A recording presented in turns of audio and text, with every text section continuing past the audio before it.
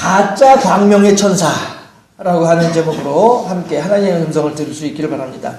오늘 본문에 광명의 천사로 가장하고 나타난다라고 하는 구절을 가지고요. 가짜 광명의 천사라고 하는 제목으로 함께 하나님 말씀을 살펴보기를 원합니다. 가짜 광명의 천사라고 하는 게 무슨 얘기겠어요? 겉모양으로는 광명의 천사처럼, 다시 말해서 겉모양으로는 하나님의 어떤 그런 사자인 것처럼 그렇게 나타나 있지만은 실은 그 속에는 하나님의 영이 없다 이거죠. 도리어 사특하고 악한 영이 있더라라고 하는 것이죠. 이렇게 생각을 해보면 어떨까 싶어요. 사울 임금이 엔돌의 신접한 여인을 찾아가죠. 신접한 여인이 뭐예요? 무당이죠. 해서 신접한 여인에게 찾아가서 죽은 사무엘을 불러와라 이렇게 얘기를 해요. 그랬더니 진짜로 이 여인이 웅얼웅얼 하니까 이제 우리가 이제 주기도문 사경이 할 때에도 내일 첫째 날에 주문에 대해서 열려라 참깨, 이거 주문이잖아요, 그렇죠? 금 나와라 뚝딱, 이거 주문이란 말씀이에요. 그런 식으로 이 여인이 웅얼웅얼 하니까 정말로 사무엘처럼 생긴 무엇인가가 눈앞에 나타나는 거예요. 그랬더니 사울 임금이 깜짝 놀랐죠. 그리고 사무엘 선생님 드디어 만났군요 하면서 이제 막 되게 반가워하는 거예요. 그렇지만 그게 실은 진짜 사무엘이었나요? 아니죠. 사무엘의 모양을 하고 있는 악한 영이었더라라고 하는 것이죠. 해서 광명의 천사, 가짜 광명의 천사 하게 되면은 겉모습으로는 그럴듯하지만 실은 그 속에 실상은 아무것도 없는, 도리 아무것도 없는 것이 아니라 악한 것만 가득한, 이것이 이제 가짜 광명의 천사인 것입니다. 그러면 이 가짜 광명의 천사가 하는 일이 무엇이냐라고 하는 것입니다. 과연 무슨 일을 할까? 가짜 광명의 천사가 3절에 오늘 고린도후서 11장의 3절 말씀이에요. 한번 합독해 보도록 하십시다. 11장 3절 말씀 다 찾으셨나요? 296쪽이죠. 11장 3절 말씀 합독합니다. 뱀이 그 관계로 하와를 미혹한 것 같이 너희 마음이 그리스도를 향하는 진실함과 깨끗함에서 떠나 부패할까 두려워하노라. 아멘. 가짜 광명의 천사가 하는 일은요, 성도로 하여금 미혹하는 일을 하는 게 가짜 광명의 천사가 하는 일이에요. 하와가 아담하고 같이 있었으면, 물론 이제 지나간 일이긴 합니다만은, 만약에 하와가 아담을 떠나지 아니하고 옆에 바짝 붙어 있었다고 한다면, 뱀이 하와에게 찾아올 수 있는 여유가 없었겠죠. 그쵸? 그런데, 아담은 하나님의 말씀을 들은 바가 있기 때문에 선악을 알게 한 나무 밑에는 얼씬도 하지 않는 거예요. 얼씬도 하지 않는 거예요. 중요한 건 이거거든요. 하나님의 뜻이 그것이 아닌 줄을 알면 거기에 얼씬도 하지 않는 것, 이게 중요한 거예요. 우리가 오늘 아침에도 말씀드렸다시피 오늘 아침에 도리어 이제 반대로 얘기를 했죠. 하나님의 뜻이 거기에 있는 줄을 알면 우리가 거기에 반드시 머물러야만 하는 거예요. 마찬가지로 이것이 하나님의 뜻이 아닌 줄로 알면 거기에 가면 안 되는 거예요. 이게 결국에는 하나님의 뜻을 헤아려서 하나님의 뜻대로 순종하는 전인적인 신앙인의 모습이 그거란 말씀이에요. 하라는 일은 열심히 하고 하지 말라는 일은 절대 하지 않고, 이거란 말씀이죠. 아담은 그렇게 했어요. 그래서 하나님께서 동산 중앙에 있는 선악을 알게 한 나무 열매는 먹지 말아라 하니까 아담이 하고선 거기를 얼씬도 하지 않는 거예요. 그리고 주변에 있는 다른 나무 열매를 가서 이제 열심히 따먹고 있는 거예요. 왜? 하나님 그거 다 먹으라고 했으니까, 마음대로 먹으라고 했으니까, 거기에 있으라고 했으니까 하고선 거기에 있는 거예요. 거기에 가지 말아라 하시니까 하고서 안 가는 게 아담이란 말이에요. 그런데 하와는 어떻게 해요? 안 가면 되는데 안 가지 않고 간단 말이에요. 이러니 그 말은 다시 말하면 뭐예요? 사자 우리 속에 맨몸으로 들어가는 거나 마찬가지죠. 날 잡아 잡수 하면서. 이게 중요한 일이거든요. 그랬을 때에 사자는 결코 그 먹잇감을 놓치지 않죠. 마귀는 결코 그 먹잇감을 놓치지 않는 거예요. 하와가 지금 날 잡아 잡수 하고서 지금 사자 입 앞에 와서 서 있는 거예요. 그런 셈인 거예요. 하와가 선악을 알게 한 나무 밑에 있다라고 하는 사실은 언제든지 와서 날 잡아먹어요 라고 하는 거나 마찬가지란 말씀이에요. 해서 그렇게 해서 이제 결국에는 마귀에게 미혹당하는 거죠.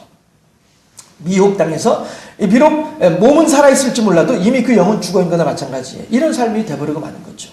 그렇게 하니까 어떻게 해요? 나중에는 심지어는 아담조차도 미혹시키는 거죠.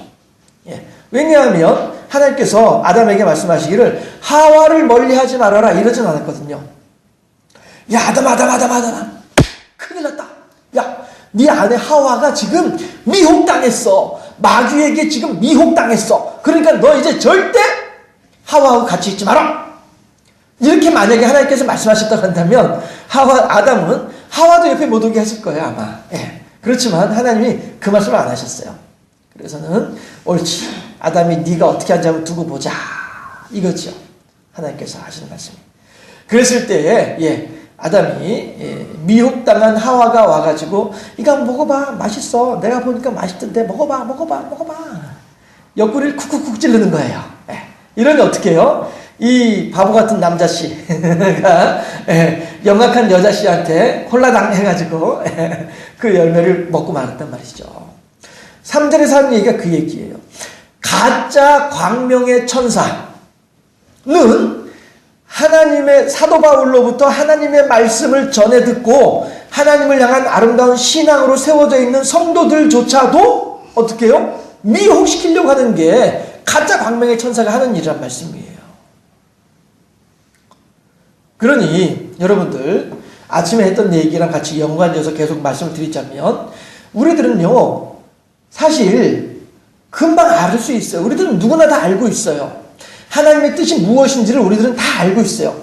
알고 있는데 다만 우리들의 욕심이 거기에 순종하고 싶은 마음이 들지 않도록 하는 거예요.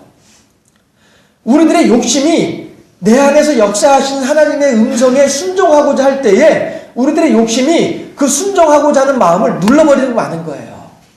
그러니 하나님께 순종하고자 하는 마음은 가라앉고 하나님께 거역하고자 하는 욕심이 올라오니까 우리들의 신앙생활이 올바로 안 되는 거예요. 그러고선 그러죠. 아버지요 대체 나한테 무슨 억하 심정이 있어가지고 나한테 이런 고난을 주시나이까. 대체 나를 언제까지 이렇게 힘들게 하실 거예요 라고 하지만 실은 뭐예요?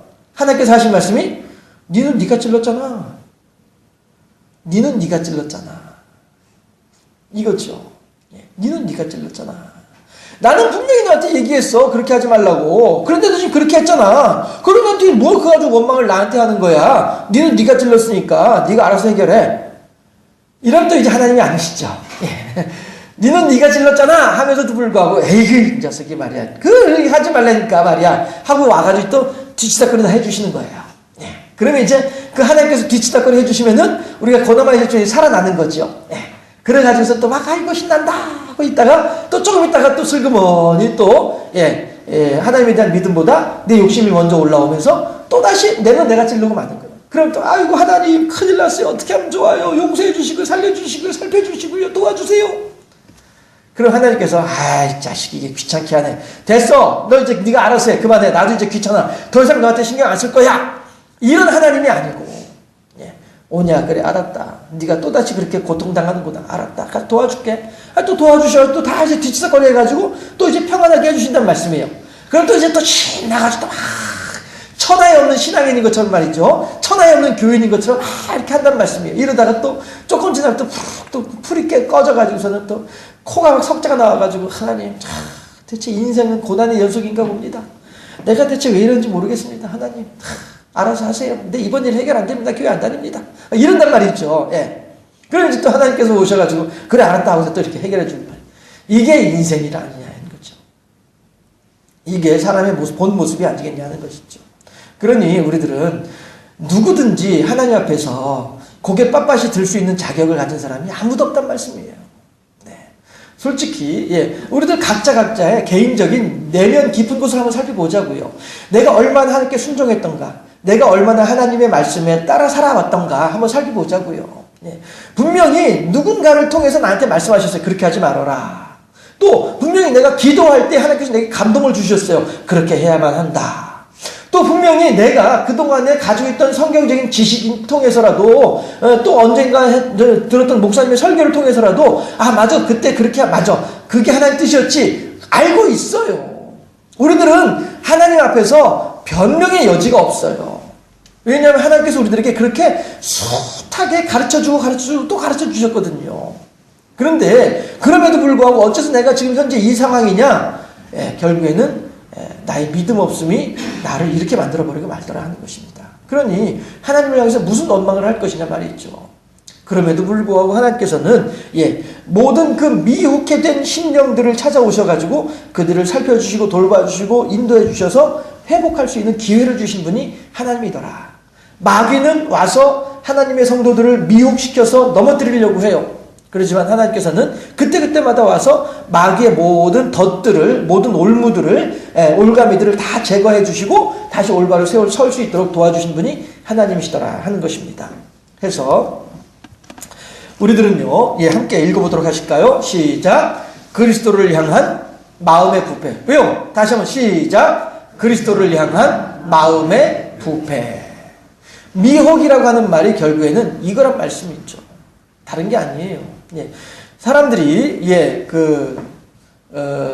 남녀 간에도 이렇게 젊은 사람들을 이렇게 사귀다가도 헤어지고 하는 게 왜 그래요? 싫어지니까 헤어지는 거거든요. 거기 싫어지는 거예요. 싫어지고 누군가 거기보다 더 좋은 누군가가 생겨났거든요. 그러니까 헤어지는 거란 말씀이 있죠. 이런 것처럼 우리가 그리스도에 대해서도 내가 하나님을 섬기는 것보다 예수님을 믿는 것보다 저쪽에 저기 가서 저거를 믿는 게 더 좋을 것 같아 라고 해서 우리가 그리스도에 대한 마음이 부패되어져 가지고 그쪽으로 가는 거예요. 그렇지만 거기 가면 더 좋을 것 같지만 실은 거기가 왜 좋아 보여요? 내 마음에서 욕심이 일어나서 그런 거란 말씀이죠. 아브라함이 롯에게 하시는 말씀이 야 롯아 너도 지금 재산이 많고 나도 재산이 많아. 그러다 보니까 내 양들을 먹이는 목자들하고 너의 양들을 먹이는 목자들이 서로 싸우고 있어. 이러면 안 돼. 네가 좌하면 내가 우할 것이고 네가 우하면 내가 좌할 테니까 우리 서로 좀 이렇게 떨어져서 지내자. 그게 서로에게 유익하다. 라고 아브라함이 롯에게 제안을 하죠. 그랬을 때에 롯이 뭐라고 해요? 알겠습니다 삼촌 하고서는 눈을 들어 멀리 쳐다보니까 저쪽에 너무나도 여호와의 동산과도 같이 그렇게 양을 기르기가 너무나도 좋아 보이는 그런 환경이 조건이 있는 거야. 그랬더니 삼촌 나 저쪽으로 갈게요 하고서는 얼른 그냥 혹시 삼촌이 그 자리 빼앗을까 싶어가지고 얼른 그냥 양들을 몰아가지고 그쪽으로 갔단 말이에요. 갔는데 웬걸 거기 가면 행복할 줄 알고 찾아갔더니 거기가 어디예요? 소돔 땅이란 말씀이에요. 해서 눈에 보이기에 좋아 보이는 곳이었는데 정작 그래서 찾아갔더니 거기에 가면 행복이 있을 것이고 거기에 가면 파랑새가 있고 거기에 가면 즐거움이 있을 것이다 라고 기대를 가지고 갔더니 도리어 거기가 소돔이었더라. 그래가지고 거기서 도망 나올 때에는 맨몸으로 도망 나오더라. 딸내미 둘만 데리고서 맨몸으로 도망 나오더라. 이것이 눈에 보이는 좋은 것을 쫓아가던 욕심을 따라가던 롯의 마지막이다라고 하는 것이죠. 그렇지만 아브라함은 어떻게 해요? 어떻게든 롯과 더불어서 롯에게 하나님의 의의를 드러내고 어떻게든 롯을 섬기고 살피고 하나님의 말씀으로 그를 보살펴 주려고 했던 아브라함은 어떻게 해요? 비록 롯이 그 자리를 먼저 차지하고 들어가니까 분명히 아브라함이 뭐라고 했어요? 네가 좌하면 나는 우할 것이고 네가 우하면 나는 좌할 것이다 라고 했으니까 롯이 갔던 방향과는 다른 방향으로 가야죠. 다른 방향으로 가려니까 거기는 어디예요? 광야란 말이에요. 사막이란 말이에요. 그럼에도 불구하고 어떻게 해요? 해놓은 이야기가 있으니까 하나님의 뜻을 하나님의 어떤 그런 믿는 사람으로서의 어떤 말을 번복할 수는 없는 것 아니겠어요? 그러니까 그냥 광야로 들어가는 거죠. 그렇지만 어떻게 해요? 아브라함은 점점 그 때가 불어나지게 되고 늘어나지게 되는 것이고 힘이 세지게 되는 것이고 아비멜렉과 비골 군대장관 비골이 한 나라의 임금 아비멜렉과 그가 거느리고 있는 군대장관 비골이 둘이 쫓아와가지고 아브라함에게 와서 야 아브라함이시여 당신 힘이 너무너무 세지고 있습니다. 당신의 권세가 너무너무 세지고 있습니다. 그러다가 괜히 당신이 우리나라에 쳐들어와가지고 우리나라 멸망시켜버리고 나 왕의 자리 쫓아내버리고 하면은 내가 힘들어집니다. 그러니까 제발 부탁이니까 우리와 더불어서 화친합시다. 평화조약을 맺읍시다. 라고 얘기를 하는 사람이 아비멜렉이란 말이에요. 평화조약은 누가 먼저 하자고 해요? 힘센 나라가 약한 나라한테 평화조약 하자고 하나요? 아니죠. 힘센 나라는 약한 나라 어떻게든 쳐들어가가지고 뺏어올 생각만 하는 게 힘센 나라죠. 그러니까 약한 나라가 찾아와가지고 힘센 나라한테 와가지고 제발 우리하고 평화조약 좀 맺어주세요. 우리나라에 쳐들어오지 말아주세요. 제발 부탁이에요. 라고 아부하는 게 약한 나라란 말씀이에요. 롯은 쫄딱 망해가지고 사막 한가운데서 굶어 죽을지도 모를 정도로 그렇게 쫄딱 망했지만 아브라함은 도리어 아비멜렉이라고 하는 한 나라의 임금이 와가지고 우리와 더불어 제발 평화조약 맺어주세요라고 할 만큼 힘이 세지도록 하는 거예요. 무엇을 따라갔을 때에? 그리스도를 따라갔을 때에. 그리스도에 대하여서 마음이 부패하여져 가지고 내 욕심을 따라가는 자들은 찌그러들 수밖에 없지만 하나님의 의를 위하여서 하나님을 따라가는 자들은 이렇게 성장하게 되더라라고 하는 사실입니다. 가짜 광명의 천사가 하나님의 성도들에게 찾아와서 하는 일은 성도들을 미혹시키는 일입니다. 그런데 그 미혹을 따라가게 되면 그 영혼은 파리해질 수밖에 없어요. 하와가 그랬던 것처럼, 롯이 그랬던 것처럼. 자, 그랬을 때에 4절 말씀 한번 또 읽어보도록 함께 합독해보도록 합니다.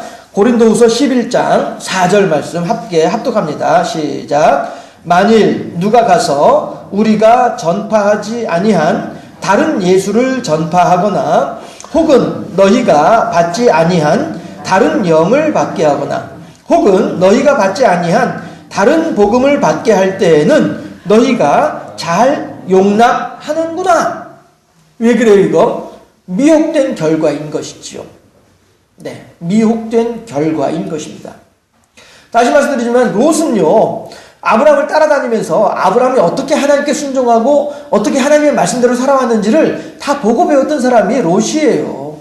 그럼에도 불구하고 자기의 욕심을 따라서 하나님의 말씀이 아닌 다른 무엇인가를 쫓아가는 사람이 롯이더러 하는 것이죠. 그러니까 지금 바울이 고린도 교인들을 향해서 4절에서 11장 4절에서 하는 얘기가 너희들은 내가 너희들한테 전해주지 아니한 그런 것들을 잘도 받아들이는구나 라고 얘기를 하는 이유가 왜 그래요? 미혹된 결과이다 하는 것이죠. 그게 누가 하는 일이에요? 가짜 광명의 천사가 하는 일이에요. 결국 가짜 광명의 천사들은 우리들로 하여금 하나님의 말씀에 올바르게 반응하지 못하도록 만드는 게 가짜 광명의 천사가 하는 일이에요. 하나님께서 찬송해라 하면은 예 하고 찬송하면 좋을 텐데 찬송하려고 하다 보니까 다른 전화가 와가지고 때리는 전화가 오는 거예요. 그 전화 받다 보니까 그 전화 소리에 전화 내용에 막 그냥 내가 막 그 함몰돼가지고 내가 뭘 하려고 했는지조차도 잊어버리고서 그냥 계속 전화기 가지고 싸우고 있는 거야. 그래서 살살 신경 쓸까 하면서 신경 질라고 끊고 난 뒤에 이제 그냥 밖으로 나가버리고 찬송 언제 할 거예요? 기도 언제 할 거예요? 우리들이 그렇게 금방 나도 모르게 쉽게 마귀에게 속아 넘어가는 존재가 우리들이더라라고 하는 거예요. 그 얘기를 하는 것입니다. 우리가 다른 그리스도를 받아들이면 안 돼요. 다른 그리스도라고 하는 것이 여러분들 특별한 무엇인가가 아니라 하나님 이외의 다른 무엇인가를 받아들이면 안 된다는 것이에요. 하나님보다 더 사랑하는, 하나님보다 더 소중하게 여기는, 하나님보다 더 급하게 생각되어지는 이런 것들은 안 된다는 거예요. 그래서 제가 여러분들한테 한 번씩 말씀드리잖아요. 토요일날 일하지 마세요. 토요일날 농사 짓지 마세요. 왜? 주일날 와서 예배 드리는 게 얼마나 소중하고 중요한 일인데 내가 왜 거기 농사에 마음을 뺏겨가지고 내 몸이 피곤하고 내 마음이 힘들어져가지고 예배 시간에 앉아서 꼬박꼬박 졸 수밖에 없는 이런 상황을 만드냐 말씀이에요. 그 토요일 하루 일 안 한다고 해서 농사 무슨 큰일 나나요? 모르겠습니다. 제가 농사를 잘 몰라서 이게 목사님 모르니까 하는 소리지 뭐 이렇게 한다면 모르겠습니다만은 또 한편으로 그런 생각도 들어요. 그러면 아예 토요일날 무슨 일이 생기기 전에 금요일날 다 해버리면 어때요? 또 정 어떤 피치 못할 사정이 있어서 토요일날 못했다 하긴 내버려 두시죠 뭐. 그만큼 손해보면 또 어때요? 주일날 하나님께 예배드리는 것이 그만큼 중요한 일인데 이거죠. 그래서 어느 목사님은 그러잖아요. 내 인생 마지막 예배인 줄로 알고 시작 예배드립시다 이렇게 말씀하시는 분들도 계시잖아요. 내 인생 마지막 예배인 줄로 알고 예배에 동참합시다. 이렇게 가르치시는 목사님도 계시는데, 무엇이 더 중요하냐라고 하는 거예요. 다른 그리스도를 받아들인다라 라고 하는 말은요, 바울이 고린도 교인들한테 전했던 말씀들보다도, 그것과는 상관없는 다른 것들을 받아들이는 고린도 교인들을 향하여서 바울이 하는 이야기예요. 그거는 다시 말해서 오늘 우리들을 향하여서도 마찬가지로 내 안에서 하나님을 향하여서 이렇게 해야지라고 하는 마음이 들어올 때에 내가 하나님께 이렇게 순종해야지라고 할 때에 이것을 방해하는 다른 무엇인가가 오게 되면 이게 다른 그리스도예요. 결국에는. 다른 거창한 게 아니고요. 하나님께 영광 돌려드리고 하나님께 헌신하고 하나님께 수고하려고 할 때에 이것을 회방하는 것들은 다, 이것을 제대로 못하게 만드는 것들은 다 다른 그리스도다라고 생각하면 거의 틀림이 없다라고 하는 것이죠. 이게 가짜 광명의 천사가 하는 방법이더라라고 하는 것입니다. 자, 그러면요 14절 말씀 한번 또 읽어보도록 하실까요? 오늘 본문 11장 14절 말씀. 예. 한 페이지 넘겨가지고요. 예, 본문 11장 14절 말씀 함께 합독합니다. 14절 말씀. 이것은 이상한 일이 아니니라. 사탄도 자기를 광명의 천사로 가장하나니. 아멘. 예, 이것 때문에 제가 가짜 광명의 천사라고 하는 말을 제목으로 붙여놓은 거예요. 마귀도요, 어떻게 하면 효과적으로 저 사람에게 있는 믿음을 무너뜨리고 어떻게 하면 효과적으로 내 종이 되도록 만들까? 이거에 대해서 작전을 잘 짠다는 거죠. 교묘하게 빠져나올 수 없을 정도로 그렇게 잘 짠다는 거예요. 이게 가짜 광명의 천사의 실상이란 말씀이죠. 예, 그 앞에 있는 내용들은 다 이제 그런 내용들이에요. 결국에는 너희들이 가짜 그리스도로 인하여서 내가 너희들에게 전해 주었던 것들은 다 잊어버리고 엉뚱하게 다른 일을 하고 있구나. 이런 식으로 이제 얘기가 나오는 거예요. 예, 그러면서 너희들로서는 할 수 없다고 생각을 하겠지. 하지만 그게 아닌 거야. 그게 어차피 사탄도 광명의 천사로 가장하고 나타나기 때문에 너희들이 그럴 때일수록 더욱더 잘 마음을 딱 이렇게 다잡아가지고 이길 수 있어야지. 이걸 이제 우리들한테 얘기를 한다라고 하는 것이죠. 해서 예, 특별한 일이 아니에요. 성도들이 시험 드는 것, 성도들이 낙심하는 것, 성도들이 신앙의 진보를 이루지 못하는 것, 특별한 일이 아니에요. 예. 누구나 다 그런 일에 맞닥뜨릴 수 있어요. 예. 아침에도 예를 들었던 우리나라에서 그 목사님들 중에서는 가장 유명하다라고 할 수 있는 그 목사님 같은 경우에도 예, 본인들 자기가 지금 그렇게 하고 있는 것에 대해서 인식하고서 그렇게 하고 있을까요? 자기는 지금 교회를 위해서 가장 좋은 방법을 택했다라고 생각하고 있을 거예요. 하나님의 영광을 위해서 내가 이런 모든 사람들의 비난을 내가 다 감당을 해야지. 그래야 하나님 이 교회가 올바르게 세워질 것이야 라고 생각하는 그런 사명감으로 그 일들을 감당하고 있을 거예요. 특별한 일이 아니란 말씀이에요. 사람들이 미혹당하는 것이. 내가 지금 내가 마귀에게 시험당했어. 난 역시 안 되는 인간인가 봐. 할 필요가 없다는 거죠. 내가 그렇게 말이야 기도를 하려고 했는데도 말이야 오늘도 또 기도 못했어. 아이고 내가 무슨 기도야, 내 팔자에 무슨 기도야, 안 할래, 때려쳐. 이런 거 다 나는 내 자신을 되게 특별하게 여기지만은 실은 특별한 일이 아니라는 사실을 우리들은 알 수 있어야 돼요. 예. 너도 나도 다 같이 겪고 있는 일들이에요. 나도 빠졌고 그 사람도 수렁에 빠졌어요. 예. 나도 시험 들었고 그 사람도 시험 들었어요. 우리들은 그렇게 우리들에 대해서 생각할 수 있어야 돼요. 해서 물론 이제 아까 저도 이제 어느 분하고 얘기를 하면서 이거 다 내 탓입니다 이렇게 얘기를 한 적이 있긴 있었습니다만은 예, 실은 하나님께서 우리들에게 하신 말씀은 뭐라고 하냐면은 그거 네 탓 아니야 이거죠. 예, 그거 네 탓 아니야 라고 하나님께서 우리들에게 위로하신다는 거예요. 예, 그거 네 탓이 아니고 네가 약해서 그런 거야. 그거 네 잘못 아니야. 너도 그렇게 하고 싶지 않았잖아. 그런데 너가 약해서 마음은 원이로도 육신이 약하기 때문에 그렇게 된 것뿐이야.